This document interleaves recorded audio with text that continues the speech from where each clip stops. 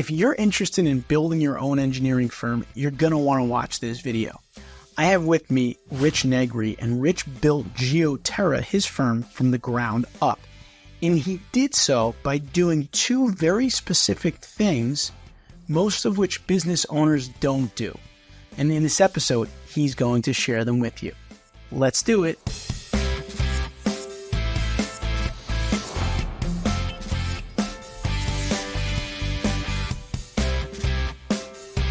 All right, now I'd like to welcome our guest onto the show for today. Richard Negri is the principal engineer at Geoterra Engineering and Construction Consultants. Rich has also done some instruction for us at EMI in our project management programs. Rich, welcome to the Civil Engineering CEO. Hey, Anthony. Happy to be here. Thanks for taking the time. Yeah, we appreciate you taking the time. We know how busy you are with your business. So let's start off by having you tell us a little bit about the story behind Geoterra. You know, what made you decide to start the business? How did that all go down? Yeah, so I guess I'll definitely start with a little bit of background about myself. Obviously, as you kindly introduced, my name is Richard Negri. Definitely go by Rich. I'm a licensed professional engineer here in Maryland, as well as the District of Columbia. I earned a Bachelor of Science in Civil Engineering from Morgan State University here in Baltimore, Maryland, and later decided to torture myself again and get a Master of Science in Civil Engineering from the University of Maryland, College Park. So I'm a Christian, husband to an amazing wife, father to a beautiful 2-year-old daughter, and a proud member of Omega Psi Phi Fraternity Incorporated. And I became principal engineer of Geoterra Engineering and Construction Consultants because I have a passion for making an impact. And I wanted to make a contribution back to the field of civil engineering. I spent most of my career in both the public and private sectors, applying the principles of geotechnical engineering, structural engineering, project management. And over time, I realized I wanted to take more control over my time and just be more than an employee. That's great. Yeah, you wanted to have some of those freedoms that, business ownership can afford you. Not that it doesn't come with a lot of other challenges. Right. Which I'm sure we'll definitely get into. Which we'll get into. But that's really a reason I hear that a lot of people start their own company. We get a lot of engineers constantly contacting us, thinking about doing it. So, we're lucky to get to ask you some questions about that today. So, Sure. So tell us about Geoterra in terms of, where you're located. What are the services that you offer? How big is the company right now? Tell us a little bit about the company itself. Yeah, so Geoterra Engineering and Construction Consultants. So we're a certified minority business enterprise, disadvantaged business enterprise, and small business enterprise. So we have the MBE, DBE, SBE designation. We're definitely headquartered here in Baltimore, Maryland, and we serve the surrounding counties and cities that are basically within an hour radius of our office, as well as the District of Columbia. So our primary focus is on residential and small multifamily rehabilitation and renovation projects. We occasionally handle franchise and commercial fit-out design work as well. We operate out of one office here in Baltimore. I'm actually the sole manager operator. So we're a pretty small firm, but we do a lot of really cool big things. That's awesome. And for those of you not familiar with some of the terms there, the SPE, the MBE, the DBE, what's nice about those designations is when you're starting a business, especially, they can be really helpful in terms of you getting projects. And, correct me if I'm wrong, Rich, but I think on a lot of projects, certain firms will have to give a certain percentage of the project to a firm with those designations. Is that right? Yep, exactly. And, it just varies on, the project, how much of the federal dollars that might be allocated towards that specific project can dictate what percentage of that project needs to be filled by a certified, MBE, DB, or SBE firm. Yeah, and I think it's a great thing because not only is it helpful to help small businesses grow and kind of get off the ground, but I think also it's very helpful for building relationships and partnerships between the smaller organizations and the larger organizations and helping them kind of blend some of their complementary strengths. Oh, yeah, absolutely. Absolutely. When you kind of think about it in the sense of, as an engineer, we all kind of start from someplace. It's the same aspect or the same kind of considerations when you're starting a business. You kind of have to learn under those that are that are much more experienced than you. Kind of they guide you through the ropes, if you will. And then from there, you gain the confidence and the ability to kind of take on larger projects, potentially maybe on your own. Yeah, no doubt about that. I like that analogy. Like, building a business is kind of like building a career in a lot of ways.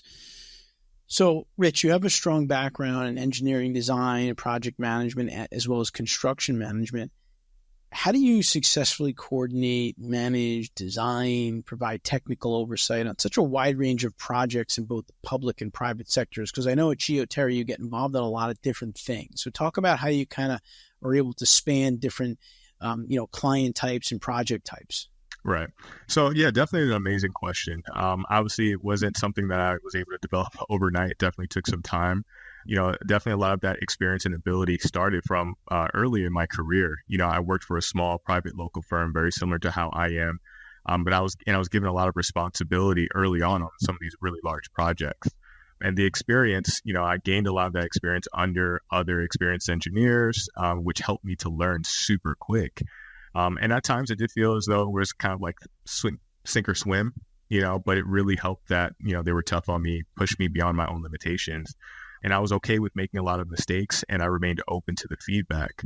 So I will say that, as I progress now to, being a principal engineer of my own firm now, balancing that coordination, management, design, and technical oversight can definitely be a challenge.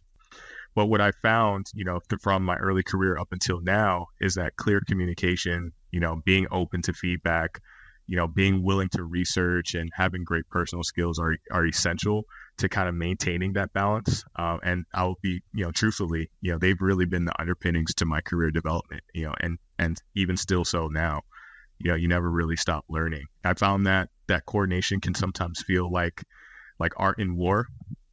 It's kind of like, that some days they're really awesome where everything just seems to go perfectly. And then there are other days where it just seems like you're constantly putting out fires, but, that big piece of like those underpinnings I was mentioning about, being, open to feedback, being able to clearly communicate, and having the necessary, personal skills to get through some of these situations, it's going to be vital, because at the end of the day, everyone that's on the team for these respective projects, we have the same common goal. And that's because we want to see that project successful.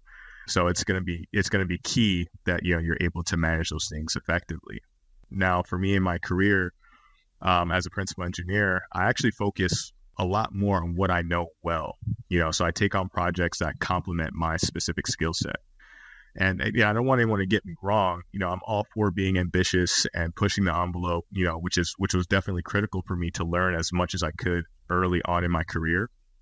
But I've also come to understand and matured enough to admit that there's a lot more on my plate now. And there are just some areas I cannot deliver the same level of competency and value. So a lot of the work we do and take on is very similar in nature and can fit into a process we developed for our operation. So, to counter, not necessarily to counterbalance, but to also, add to, being able to communicate effectively, have necessary, personal skills, and then also be willing, to learn, you also have to kind of know what works for you and what doesn't, sticking to your, respective skill set and potentially even empowering those who might have the strength in the areas that you may be weaker. And then being able to deliver when it counts and when it matters. And then that last part is really just having a process. When you have a clearly defined and outlined process, I mentioned earlier that, coordinating, these different things between management, design, and technical oversight can be like art and war, and you want it to be more of the artful side of dealing with these projects, when you have a process. It's a lot easier to work out of an established framework than it is when you feel then, trying to wing it as you go, so that's one of the main reasons why, over time I've learned to just stick to things that we know really well within a well-defined process. So that really helps to kind of keep everything in balance. Yeah, there's a lot of important stuff that Rich said there. I want to just follow up on a couple of them. One is being, from a business building perspective, I think you get to a standpoint where in your business, the owner is doing kind of everything when you start, right? And you kind of have to wear every hat. And then little by little, maybe you can delegate some of those things if you start to get some help, whether they're freelance, contractors, or whether you have an employee that you hire, right? And then you can start to dish it out. And I think that's a very important balance when you're building an engineering business, because you have a certain rate you're trying to bill out at, but then like if you're doing administrative work, you're losing some of that billability. So there's really a lot of like decisions you have to make, but I think it's every business has to go through that. And that's something that you'll have to navigate as a business owner. But I think the one thing that Rich said too, which is really important or a couple things is, making sure you take on work that aligns well with you, right? So that you could be productive and efficient at getting that work done because that's the kind of work that you're good at. And secondly, having a process, right, for that work, which we do at EMI here. We have a lot of good SOPs and procedures and templates that we use to be able to help us scale. And really, it helps you to drive consistent quality work across your projects if you have a good process and you can do it consistently every time. And I think the one thing where I think businesses go wrong is either one of those they don't do. So they take on projects that aren't really good for them because they're just trying to take on another project and make money, but that's not really their expertise. And then secondly, they don't have a process in place. So they're trying to start from scratch each time and figure it out. And so for those of you that are planning and thinking about your own business, I think those are two very important things that you need to consider. And the one thing that I'll say is, I don't remember the name of this show. I used to watch it, but it was an interesting show where like this guy was like a restaurant expert and he'd come into a restaurant that was doing terrible and he would like turn it around and get it back on track and make it profitable again. And one of the first things that he always did was he would look at the menu. And if there was like 100 things on the menu, he'd get it down to like 10, right? It's like have 10 dishes that you're awesome at that people are going to love and come back here for. And just, it makes your life so much easier, right? You're only ordering that food. Exactly. Your inventory is easier. You get really good at it because you're only doing those 10 things. And people are like, hey, we got to go there for like whatever, the tacos. They have the best tacos in town, Right. So it really applies with any business. Like, Rich's business may do a couple of very specific services, but they're really good at that and they're very repeatable and they have a really good process for it. So I think that's something to think about. The other thing I'll just say on what Rich said there a few minutes ago is when I asked him about how he can manage all those different things is he mentioned that he's gone through a lot of different things in his career, right? Public sector, private sector, different managers, different mentors. And basically where you are today is kind of the culmination of all of those things. And because you have all those different experiences, you now can wear multiple hats in your career, let's say. And so I say that because I think we go through our careers and there are jobs that we like and managers that we like, and there are jobs that we don't like and managers that we don't like. But I think going through each of those is important for our growth and to get us to where we are today, Absolutely. And so I had someone ask me recently, like, if you could do your career over again, what would you change? And I was like, I don't know if I would change anything because I feel like I needed everything. Right. You know what I mean? Right. Like even when I messed up, I probably learned something from it that made me better today. Absolutely. So for those of you sitting in a job right now where you're like, I don't really like this, I don't like my manager, there's probably something that you're taking away from it that's only going to like benefit you in the future, most likely. Right. Absolutely. You definitely got to take it all in. You're going to see what works best for you and, exactly. You're going to find what works best for you, hold on to those things, and implement them immediately. Constantly seeking out feedback and constructive criticism is going to be key. You got to remain open, because like I agree with you, Anthony, you're not always going to like some days, there are even some days now myself where I'm just like, man, why did I get into engineering? Why am I still doing this? Right. And, those days are going to happen. But, even in those days, you got to kind of like really dig deep, ask yourself like, okay, what is it that I can learn from this? How can I do better moving forward? Because it's going to be about progress. And eventually you'll get to a point in your career where you're like, you know what? This is what I know I'm really good at. And let's see if I can maybe turn this into a business, or maybe I can see how I can pursue this further, or find the right organization where I could fit, and fill this particular need or gap. Yeah. Everything, life, career, it's about going through the process and figuring out what's best for you. And a lot of it's trial. Absolutely. Trial by error, trial by mistake. So absolutely. All right. So I'm interested to talk to you a little bit about technology here.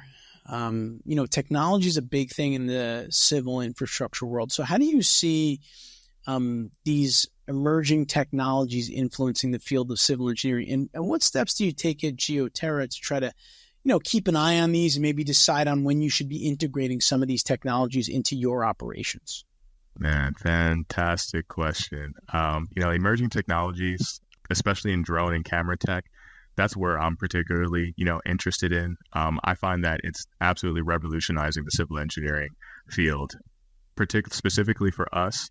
It speeds up our ability to do like condition assessments and as-built development. We're also implementing a lot of, distance communication technologies. We saw that during, the pandemic, that it was in like literally an immediate shift into, using distance communication. And we use it to bridge the gap between office and field personnel.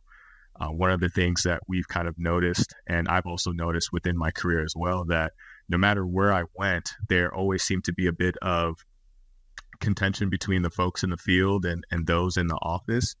And the biggest gripe, I will say, has been that they feel a lot of the field personnel, particularly our our construction managers, foremen and superintendents, they didn't really always have a great relationship with us as engineers because they felt that we didn't come out to the field enough.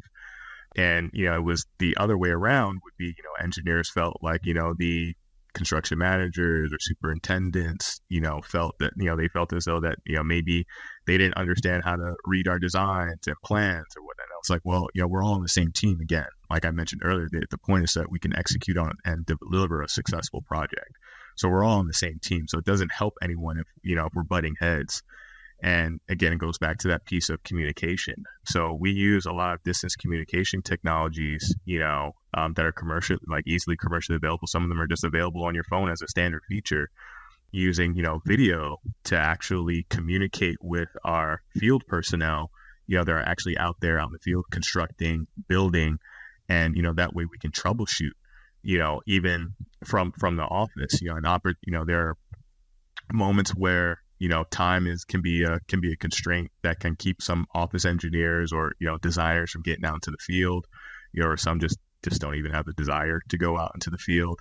And this, distance communication technologies have been a great way to be able to bridge that gap on top of, camera and drone technology. You're able to get, real-time information very quickly, and then being able to see that, from your desktop, from your laptop, or, wherever you may be, and being able to communicate and provide input has been really key. I'll give you an example. Actually, just yesterday, we were taking a look at a new complete renovation project for a really old home that was built in like the early 1900s. And we actually used a camera that was specific for, doing these types of building scans. And before actually meeting with the client on site, we got there a bit early, scanned the entire property. And for whatever reason, the client was a little bit fearful about actually walking through the property because it was a very distressed property. So it was it can be a little bit dangerous. So that's another point I would say for these types of technologies where, if a property might be, dilapidated or, might not have the necessary structure where it's safe to potentially enter for many people to safely enter, it's a good way to kind of get conditional information without putting anybody at risk. But we were able to then take that scan information and from an iPad outside of the structure, go through virtually the property with that particular client, discuss what their intended scope was, and kind of like really at that moment figure out what the best path forward it was. We were able to identify the pitfalls that may affect the project from a structural standpoint, from a construction standpoint, and it allowed us very early on to identify the areas where, we need to be, a little bit more meticulous. That way we can communicate that out to the contractors. Because another thing that we've learned a lot in project management and some of the courses that, we teach at EMI are change orders, right? Wanting to how do we limit those design change orders? It's having a very clearly defined scope. So being able to take advantage of, these emerging technologies now that allow us to come up with these really, very accurate condition assessments and as-builts to a point where we can discuss these things way ahead of time, very early on in the project planning and pre-construction phases, actually limits the chance of, differing site conditions, design change orders, and everyone is actually well prepared to handle the task ahead, and again, the final goal is to always be able to execute a successful project, limit design change orders, stay within budget, stay on time.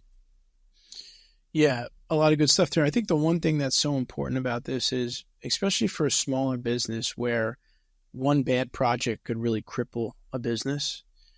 Anything you can do to be more efficient, more productive, more effective, faster, it's just going to help you in your business because you'll get your projects done maybe a little bit faster, maybe a little bit more profitable, which can help you to save some money and be prepared for projects that don't go as well, or maybe you eliminate projects not going as well with drones and other devices. So I think that it can really be an important advantage for small businesses, well, for all businesses, but small businesses because you're limited in, the ability of how many people you have on staff to be able to do these projects. So if you now have a drone or some other software that can help you process information faster, you'll be able to do more projects, and that's just going to help you grow faster, essentially. So absolutely, super beneficial.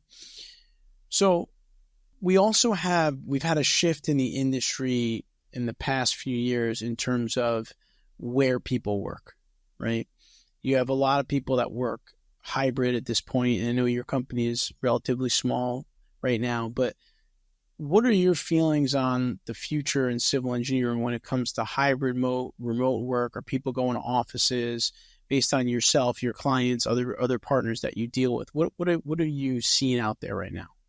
Yeah, definitely. The shift that you've observed is, and we obviously observed it as well. Again, the pandemic has really opened our eyes to those possibilities, and it's definitely been interesting for us. And we've adapted in a sense by partnering with locally based independent contractors and other solo engineers who also value autonomy. So because we're very aligned in mission, we've been able to develop our processes around these types of individuals that are looking for that type of work from home arrangements, like hybrid environment. But it's not just being able to work remotely, but then also being able to have the in-field experience that they're also looking for. So it doesn't always feel like they're just stuck at home, because it's really just at when you're really looking at it, it's almost just switching out the setting. You're going from just being in the office, now you're just being at home. But a lot of the guys that we also work with and partner with that are locally based, they also want to be able to get out in the field, and then also travel and experience life, So what's definitely helped us is, finding those that align with the mission, that are looking for that level of autonomy, but then also having the developed process, right? It goes back to our point earlier. So having the necessary process based off the types of projects that we stick to, allows us to manage these projects in a professional manner, regardless of the physical location of, any of our partners at any given time. So, the key for me in all this has always been, open communication, quality work, and timely execution. And that's what I impress upon, our partners, who work with us. You can be anywhere around the world doing your thing, as long as you communicate, the work that you deliver is excellent and it's provided to us on time. Other than that, my opinion is, live your life. This is the only one that you get to live. Yeah, that's great. No, I love that. And I think it's another benefit. It can be another big advantage for firms today that can embrace the hybrid workforce and do it effectively, because it broadens the area from which you can hire, right? Like there's no more geographic limitations necessarily if someone is remote. It opens you up to new talent pools. I think the key thing, which you hit on, is you need to be able to do it effectively with your organization. Right. And some organizations don't do it very well, and some organizations do it very well. And I think there's a lot that goes into it, but I think that it can be an effective way to run an organization with a remote, with a hybrid. Maybe it's sometime in office, sometime at home. Maybe it could be all remote for some people.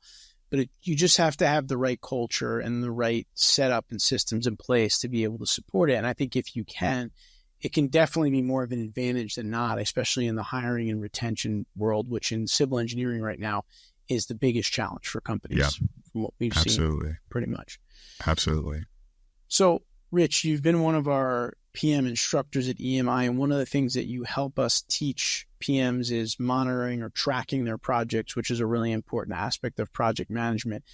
Now, you yourself have developed and implemented a project monitoring system to keep projects on track and within budget.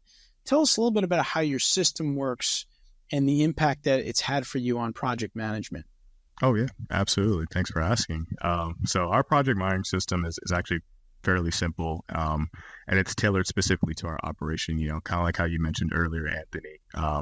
You kind of have to know what your organization is looking to deliver, and then creating the process that's specific to that.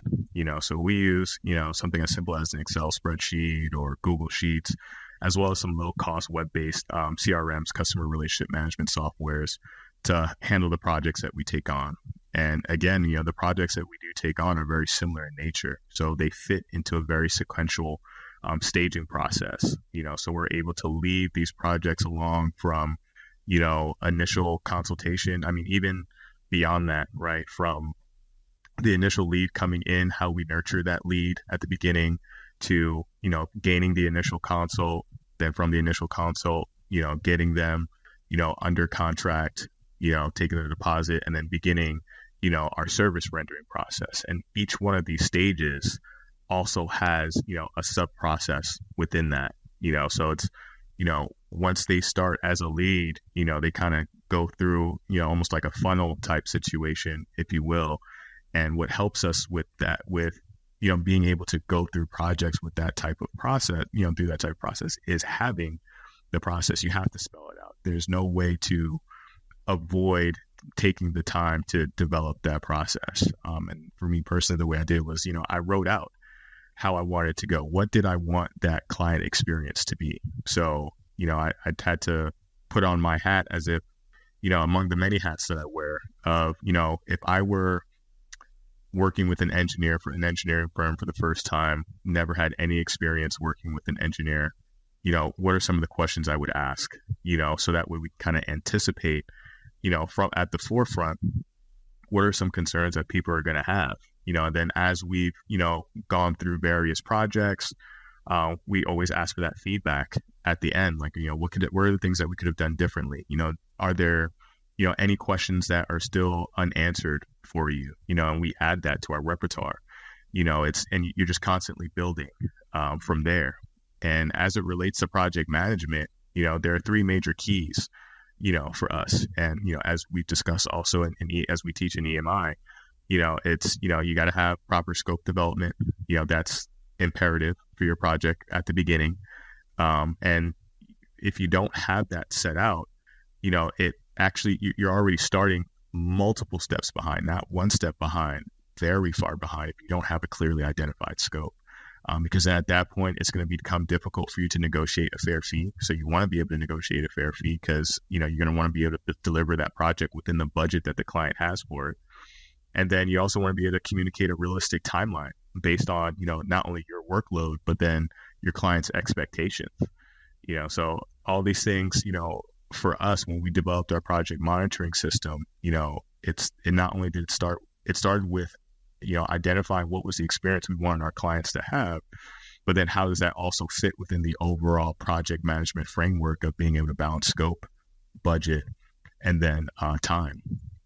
Yeah, no, it's awesome. And I think you followed a lot of really great steps to good business development and business growth, which is identifying the couple of key services that you're comfortable and you're skilled at offering, keep your offering within that bucket or those buckets, and then build the tools and processes around those specific project types to be as efficient as you can in those projects. So now, like, you're only getting the projects that are right for you and you're doing them as efficiently as you possibly can, which is a recipe for success. And like I said earlier, doing the opposite of either one of those things is really going to hamper a business, because if you're trying to get outside of your comfort zone, you're going to be in trouble.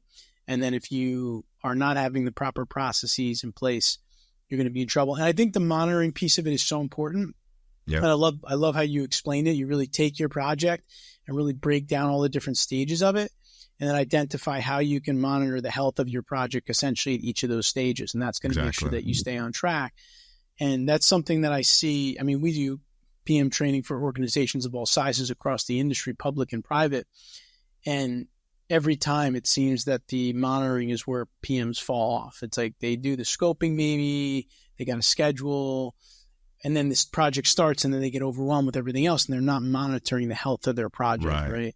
Right. And that's that's a problem. You do all your work and then you get into it and then you're not even making sure you're staying on track. And the next thing you know, you look up and you're over budget, you're over schedule. And right.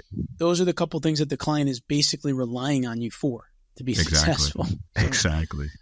And another piece I'll add is, because you mentioned when you're managing multiple projects, it's, if you're just working on one project, it's very simple, if you will, to kind of just go through this process, and it's kind of it seems fairly easy. So another thing that we do is, it also helps us with prioritizing, right? Because, different projects are going to be in various stages, and at those various stages, they're going to require a certain level of effort, and it might differ from stage to stage. So depending on what your current workload is and, any new projects that you have coming in, it kind of helps you establish that prioritizing balance. So that way, you can make sure that these projects, aren't, falling to the wayside. And every client feels like they're getting, your full undivided attention, no matter where they may be in the process. Because you might not have full control over, obviously the intent is, you want to be able to control the how the process goes. But there are just certain things that are just out of your control. Your client may run into funding issues. And then so the project becomes, gets put on hold. So when that project gets put on hold, you do want to be able to know, well, where exactly in the process did we get, are we on hold at, and, what priority level. You can reset your priority level at that point. And then by having that process, when they are ready to come back to the project, it doesn't feel like you have to start the process all over again. You have a framework in which you can just kind of go to your dashboard and see like, okay, we've gone through these aspects of the process, these stages of the project, this is where we're at, and then those sub processes within that respective stage, it's super helpful.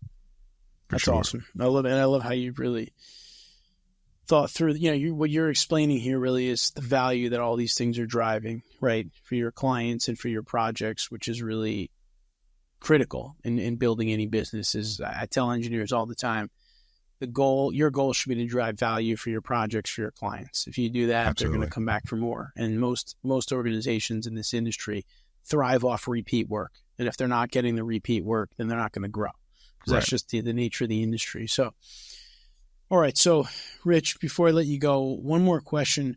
What final piece of advice can you give to engineers out there kind of looking to grow their careers and become leaders in the field of engineering? Absolutely. Definitely, I'll keep it brief. For me, I'll definitely say, the soft skills and your work ethic are just as important as the technical skills. Embrace the opportunities to make mistakes and get the necessary feedback. I'll say also stay curious, ask questions, but also be willing to do some research. And lastly, enjoy life. You only have one life to live, and it's up to you what you make of it. Well, Rich Negri, Principal Engineer at Geoterra Engineering and Construction Consultants, I want to thank you for spending some time with us today on the Civil Engineering CEO. My pleasure. Thanks for having me. I hope you enjoyed my conversation with Rich Negri. He's really building his organization the right way. And one of the things I'll say about that is when you build a company, it's not necessarily about how much money you make or how much top-line revenue you make, but it's how profitable you are. And by Rich setting his company up the way that he is, he's going to be very profitable, and he's going to be able to use those funds and those profits to build the company bigger and better and do the things that he wants to do and make the impact that he wants to make. If you enjoyed this interview, please subscribe to our channel here. We do put out videos like this on a weekly basis to help engineers become better managers and leaders. I'll see you next week.